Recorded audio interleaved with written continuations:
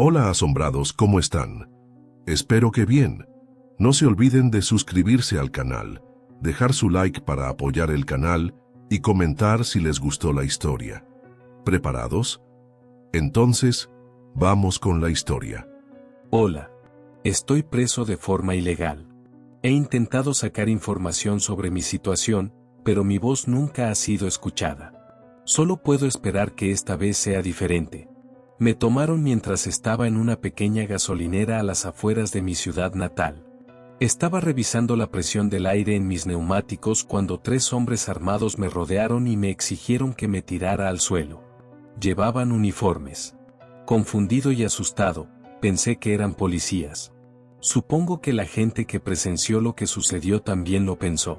Ahora sé que no lo eran. Estos hombres me gritaron, apuntándome con sus armas mientras uno de ellos me esposaba y me arrastraba hacia un coche. Fui metido a la fuerza en el asiento trasero y nos marchamos. Anuncios que prometían grandes ofertas y crédito disponible de un concesionario de coches pasaron como un relámpago por la ventana. Un halcón se cernía en un cielo azul claro. Esos fueron mis últimos destellos de libertad. En ese momento, no tenía ni idea de que lo serían. Traté de hablar con los hombres que me habían tomado. Uno a mi lado, que tenía una cicatriz en la mejilla izquierda y una camisa color topo que apestaba a sudor y cigarrillos, sonrió. ¿Qué he hecho mal?, supliqué. ¿Por qué me han arrestado? El de la mejilla con cicatriz sonrió ante esto. No te hemos arrestado, dijo. Entonces, ¿por qué?, comencé a protestar. Me interrumpió con un puñetazo en el estómago. Me desplomé, jadeando por aire. Hay mucho más de eso disponible, dijo el de la mejilla con cicatriz, si sigues haciendo ruido. Uno de los hombres de adelante se rió. El conductor, el hombre en el asiento del pasajero, dijo, ponte una máscara. De algún lugar, el de la mejilla con cicatriz sacó un trozo de tela negra y me lo puso sobre la cabeza. Comencé a forcejear. Un segundo puñetazo en el estómago puso fin a eso. Ahora ciego, solo podía saber que nos movíamos por el movimiento del coche. Traté de pensar. Me dije a mí mismo que todo esto era un horrible error, que me llevarían a una estación de policía y allí podría hablar con un abogado, y este horrible error se aclararía. Ni siquiera presentaría cargos por la agresión que había sufrido. Solo quería seguir con mi vida. Tenía 20 años y no era una gran vida la que tenía, pero era ambicioso y trabajador y creía en el sueño nacional. Iba a hacer grandes cosas, ganar mucho dinero y dormir con muchas mujeres hermosas, que era mi versión del sueño nacional. Hasta entonces, trabajaba por las noches en una tienda de conveniencia y tomaba clases universitarias durante el día. Había cambiado de curso varias veces, simplemente no podía decidirme por un tema que fuera el correcto para mí, pero eso estaba bien. Llegaría allí. Ya había superado una serie de desafíos para llegar hasta aquí. Mi mamá y mi papá murieron en un accidente automovilístico cuando yo tenía 9 años. Mi abuela se hizo cargo de mí lo mejor que pudo. Ella había fallecido el otoño anterior y todavía la extraño. Más, creo, que a mis padres, a quienes, y así es la forma en que funcionan estas cosas, culpé por no estar allí. Como si hubieran elegido chocar contra la parte trasera de un camión averiado en medio de una niebla helada. En la parte de atrás del coche, ese día, pensé en mi familia, en una chica de mi clase de la universidad que era tan atractiva que me hacía sentir débil, en mi coche. ¿Sería remolcado? ¿Me cobrarían por eso? ¿Podría reclamar el dinero cuando se aclarara este malentendido? Pensamientos inconexos y frenéticos. Noté que estábamos frenando y deteniéndonos. Oí que se abría una de las puertas del coche, y luego me jalaron del brazo mientras me sacaban. Con las manos todavía esposadas y la capucha puesta, fui medio arrastrado, medio llevado por lo que pareció mucho tiempo. Escuché timbres, puertas cerrándose con un golpe, voces apagadas. Empecé a temblar y a sentir demasiado calor de golpe. Voy a vomitar, dije. Alguien a mi lado maldijo. Un momento después, me quitaron la capucha justo a tiempo. Vomité. Había una luz encima de mi cabeza. Después de la oscuridad, su brillo me dolió en los ojos. Traté de darme la vuelta, pero alguien me agarró la nuca y me obligó a mirar hacia arriba. ¿Por qué me están haciendo esto?, grité. Uno de los hombres, no pude ver cuál, ciego ahora por la luz en lugar de una máscara, se rió con dureza y dijo: ¿sabes por qué, escoria? Algo afilado se conectó con la base de mi columna. Grité de dolor y luego me obligaron a avanzar por una pasarela estrecha que parecía no tener fin, hasta que llegamos a una nueva puerta, una construida con barras de acero. Nos hicieron pasar por un pasillo estrecho. Había celdas a lo largo de las paredes. Lugares pequeños y oscuros. La puerta de una de las celdas se abrió con un zumbido y me arrojaron dentro. Luego, los hombres que me habían traído aquí se alejaron. Estaba solo. Miré a mi alrededor, me limpié los mocos de la nariz con el codo. La celda medía unos 15 pies cuadrados. La parte delantera de la celda, aparte de la estrecha puerta de metal, era de vidrio transparente o algún tipo de plástico. Había una cama delgada pegada a una pared y un agujero en el suelo. Me costó por las esposas, pero logré ponerme de pie. Mido 6 pies de altura y, ahora que estaba de pie, el techo estaba a solo unos centímetros de mí. Sentí una ligera ráfaga de aire en la parte superior de mi cabeza, miré hacia arriba y vi una pequeña rejilla. Un respiradero, supuse. Dejé que el aire frío me rozara la cara. Se sintió tan bien que empecé a llorar. Algo parpadeó a mi izquierda. Una cara apareció en el centro de una pequeña pantalla que estaba en la pared. Era una mujer. Tenía el pelo recogido y llevaba una blusa de color gris claro. Ponte cómodo. Su voz salió por un altavoz que estaba al lado de la pantalla. Ha habido un error, balbuceé. No he hecho nada malo. Ella consultó algo, un documento tal vez, y luego dijo: has estado conspirando para cometer un delito que habría representado el nivel más severo de amenaza para la seguridad nacional. Esto me pareció bizarro. Tan mal que lo único que se me ocurrió decir fue: solo tengo 20 años, por el amor de Dios. Ella no prestó atención a esto y continuó: serás detenido hasta que ya no seas un peligro para la gente de bien de este país. La imagen se desvaneció. La pantalla era una vez más un rectángulo opaco en la pared. No puedes hacerme esto, grité. No puedes.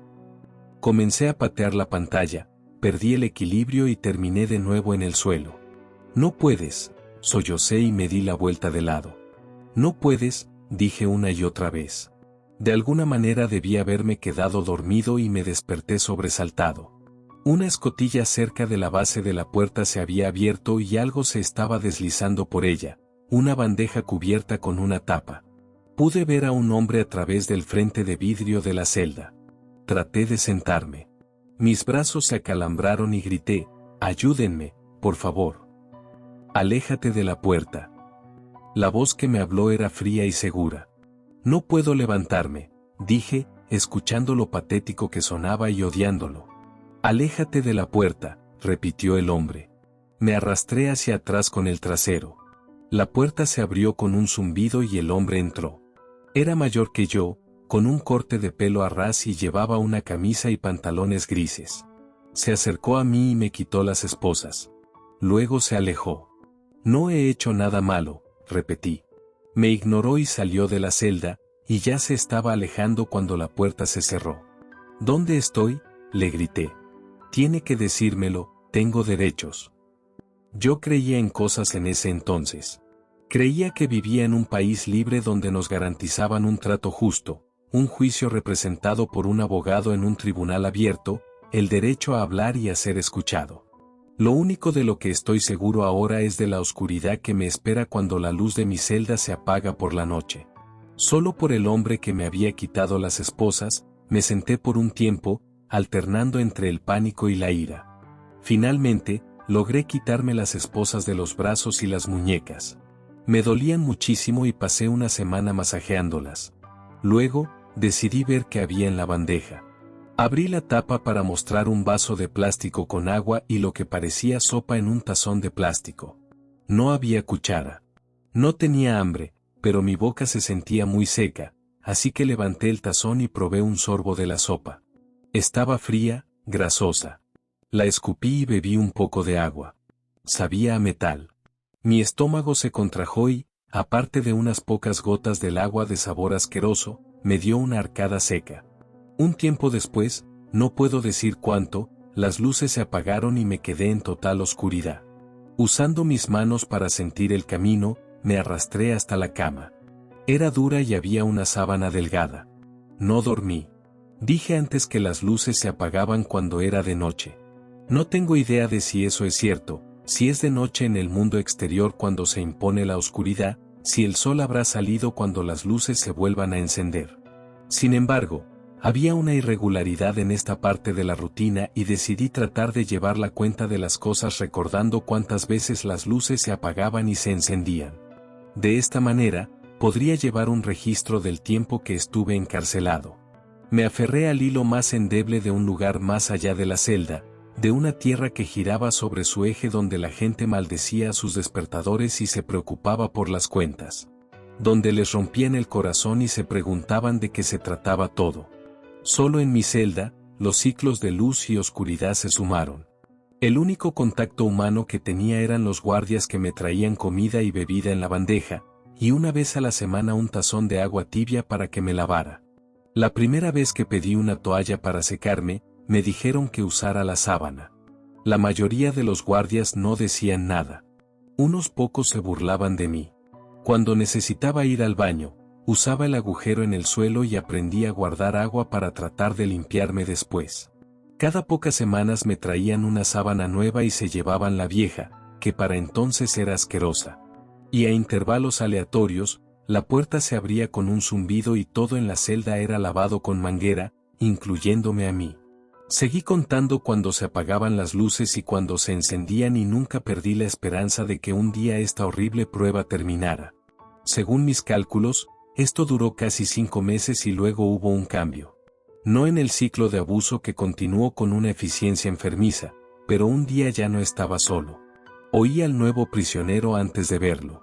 Antes de que la puerta de barras de acero al final del pasillo, que solo podía ver en mi memoria, zumbara y se abriera, se escuchó el sonido de maldiciones.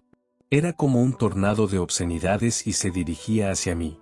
La puerta sonó y se hizo más fuerte y luego vi a un hombre que debía medir 6 pies y 7 pulgadas siendo arrastrado por 4 guardias.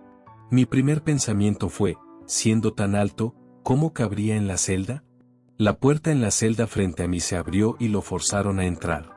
Los guardias le patearon el estómago y la ingle para que se agachara lo suficiente como para pasar por la puerta. Y luego lo dejaron encorvado, pero aún lanzando insultos y amenazas, a pesar de que los guardias ya se habían ido y solo estábamos nosotros dos. Su cara estaba enrojecida y pude ver tatuajes en sus mejillas, justo debajo de sus ojos. No me estaba mirando. Todavía estaba gritando en la dirección en la que se habían ido los guardias y, después de meses de desear a alguien con quien hablar, no se me ocurrió una sola cosa que decir. Siguió gritando hasta que las luces se apagaron y por mucho tiempo después. Sé que esto sonará loco, pero el ruido de él me arrulló hasta que me dormí, quizás porque el silencio del aislamiento se había roto. Me desperté cuando las luces se encendieron, me senté y me di cuenta de que me estaba mirando. Bienvenido al zoológico, dije, sintiéndome en mi recinto como un animal tonto. Estaba sentado en su cama. Se frotó la cara. ¿Qué es este lugar?, preguntó. Me encogí de hombros. No lo sé. Se frotó la cara de nuevo. ¿Qué hizo para que lo golpearan tanto? No lo sé, dije de nuevo. No había manera de que repitiera las mentiras que me habían dicho el primer día. Su boca se torció en una especie de sonrisa que no tenía nada que ver con la felicidad. Sí, yo tampoco, dijo. Luego, mi nombre es Max. Asentí. Jaque. Te estrecharía la mano, pero, ya sabes. Sí, respondió Max. El sonido de la voz de una mujer interrumpió este momento y Max se giró para mirar la pared a su lado. Debido al ángulo, no pude ver la cara en la pantalla, pero pude escuchar, y ella le dijo exactamente lo que me había dicho a mí. Él escuchó con lo que me pareció una calma notable. Luego, cuando la mujer terminó, me sorprendió. Se echó a reír. Tan fuerte que tuvo que acostarse, tanto como podía caber en la cama en un momento dado. Ah, eso es bueno, dijo, Eso es una bóveda llena de basura. ¿Yo, una amenaza para la seguridad nacional? Se controló un poco más y luego se giró para mirarme de nuevo. Pasé la mayor parte de mi vida en la cárcel, dijo. Entro en casas y robo lo que encuentro y lo llevo a la tienda, eso es lo que hago. Ayer, unos tontos con un uniforme extraño me atraparon en la calle. Pensé que por eso me estaban arrestando de nuevo, pero no. ¿Yo, una amenaza para la seguridad nacional? Repitió la frase como si fuera lo más ridículo que jamás hubiera escuchado. En cierto modo, supongo que lo era. Me acosté en mi propia cama y estuve a punto de sonreír por primera vez en mucho tiempo. Poco después de esto, un guardia vino con las bandejas. Max lo miró con resentimiento. Yo, sin embargo, le sostuve la mirada. No lo había visto antes. No parecía mucho mayor que yo. Puso mi bandeja en el suelo frente a la puerta de la celda. Luego empujó la de Max a través de la escotilla hacia su celda. Luego se dio la vuelta para mirarme. ¿Todo bien?, me preguntó en voz baja. La primera vez que un guardia me había dicho algo así, y había algo en su mirada, algo que me dijo que no era como los demás. Llámalo instinto, llámalo como quieras, empecé a preguntarme. Tomé una decisión rápida de arriesgarme. ¿Me ayudarás?, susurré. Me miró directamente a los ojos, pero no respondió. Continué. ¿Me ayudarás a sacar un mensaje para decirle a la gente lo que está pasando aquí? Estaba inmóvil y pensé que estaba perdiendo el tiempo. Luego dijo, sí, te ayudaré. Estoy asqueado por lo que he visto aquí. Te traeré un bolígrafo y papel para que puedas escribirlo todo. Mi corazón comenzó a elevarse. Después de todo este tiempo, había un rayo de esperanza. Gracias, dije con la voz quebrada. Hay una cosa, dijo. Necesitarás una dirección de remitente para que la gente de corazón sangrante pueda escribir de vuelta. Me tensé.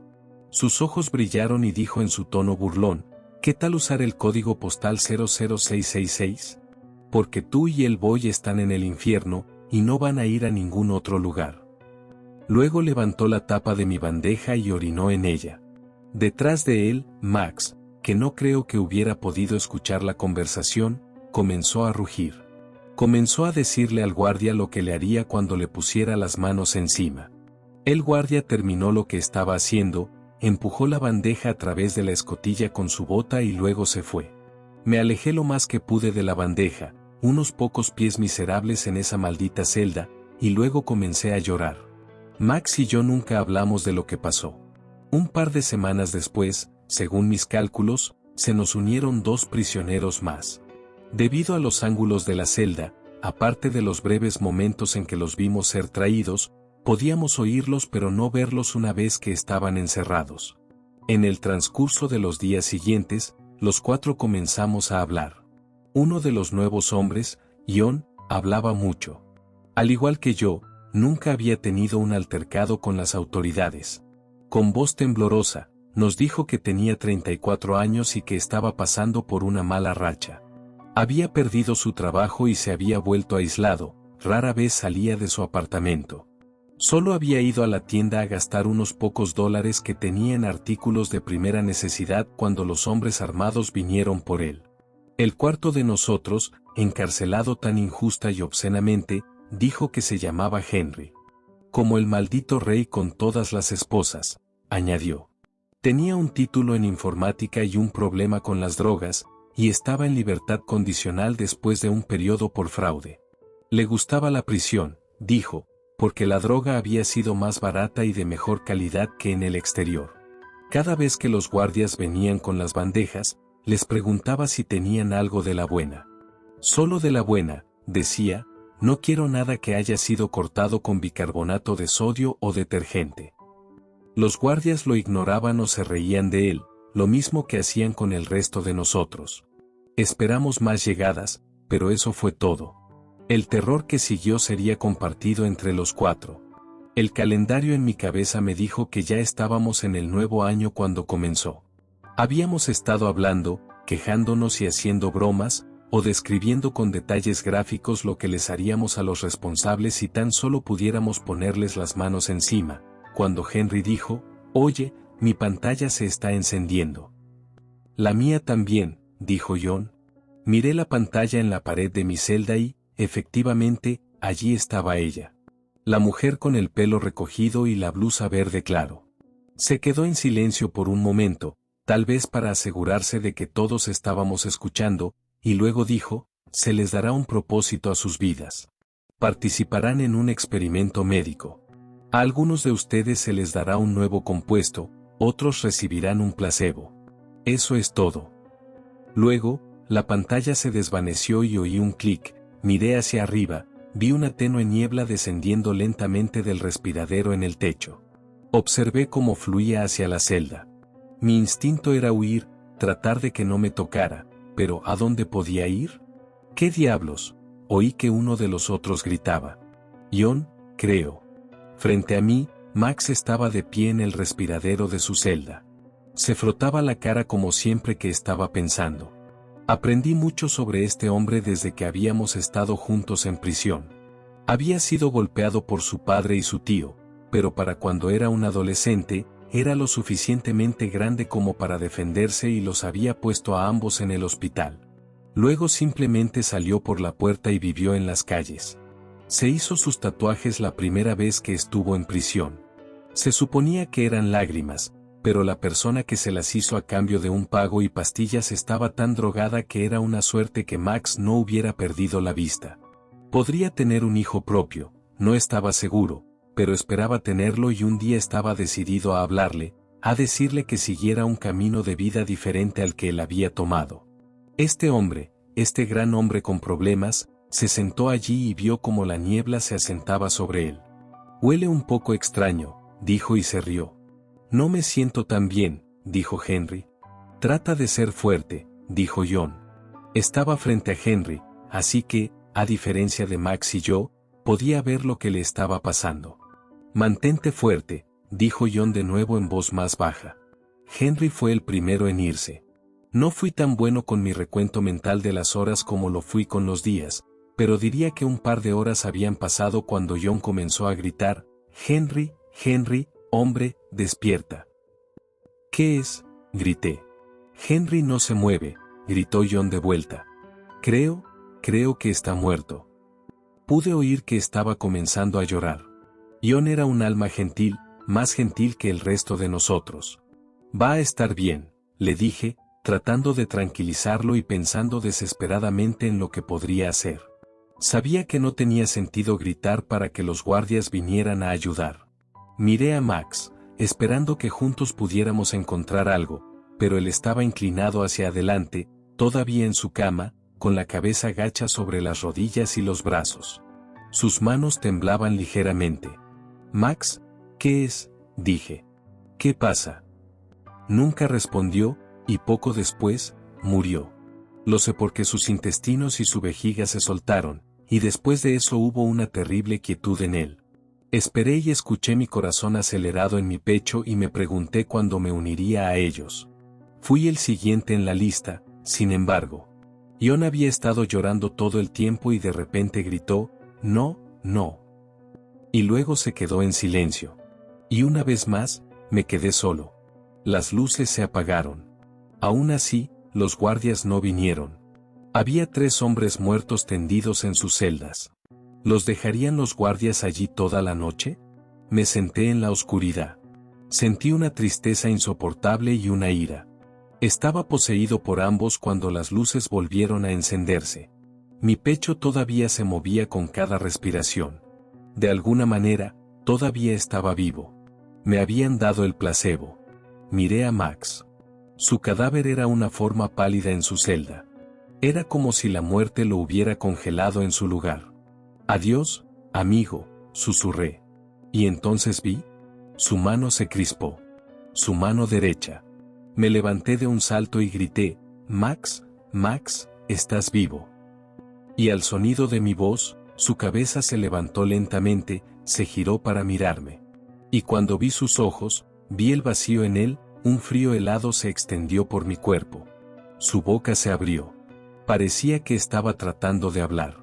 Me quedé paralizado por el miedo y lo miré fijamente. Estaba tratando de hablar, pero no salieron otras palabras. Sus manos se flexionaron. Comenzó a ponerse de pie. Su marco, demasiado alto para la celda, pronto se retorció, agachándose, y sus labios aún se movían. Luego el silencio se rompió. Pude escuchar algo siendo golpeado contra las paredes de las celdas que estaban fuera de la vista. ¿Se habían levantado John y Henry también? ¿Su muerte no había sido el acto final en su torturada existencia? Frente a mí, la cosa que había sido Max comenzó a golpear el frente de vidrio de la celda. Toc, toc, toc. Luego, slam. Su puño se conectó con él, luego su otro, una y otra vez. El ruido de los tres se construyó a mi alrededor como una tormenta.